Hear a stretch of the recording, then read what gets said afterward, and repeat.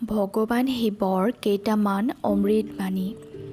মানুহে সদায় ভক্তিত বিশ্বাস ৰাখিব লাগে, তেতিয়াহে মানুহৰ সকলো ফালে উন্নতি হয়। মানুহে দুখীয়াক দান দিবলৈ কেতিয়াও এৰিব নালাগে।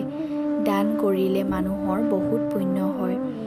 মানুহে ভিক্ষাৰীক গালি দিব নালাগে, বৰঞ্চ মৰমহে কৰিব লাগে, তেতিয়াহে পৰমাত্মা সন্তুষ্ট হয়।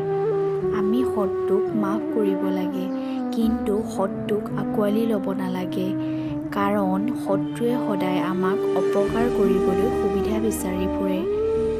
মানুহ সদায় সাধাৰণভাৱে থাকিব লাগে, কেতিয়াও অহংকাৰী হ'ব নালাগে। আমি জীৱনত যিমানেই উন্নতি নকৰোঁ কিয়, আমি আনক সহায় কৰিবলৈ পাহৰি যাব নালাগে। মানৱ জীৱনৰ সকলোতকৈ দৰকাৰী বস্তুটোৱে হৈছে সততা। আমি সদায় সততাৰ দিশে আগুৱাব লাগে, তেতিয়াহে আমাৰ উন্নতি হ'ব। আমি সদায় সত্যৰ দিশে আগুৱাব লাগে, সত্যৰ সদায় জয় হয়। মানুহৰ জীৱনটো বহুত চুটি হয়, সেইকাৰণে জীয়াই থকা দিনকেইটা মানুহে হাঁহি ফূৰ্তিৰে কটাব লাগে।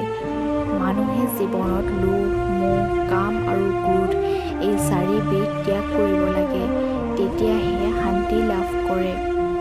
সত্যত থাকিলে মহাদেৱে সদায় মানুহৰ সংগ দিয়ে, সেইকাৰণে কোৱা হয় যে সত্যই শিৱ।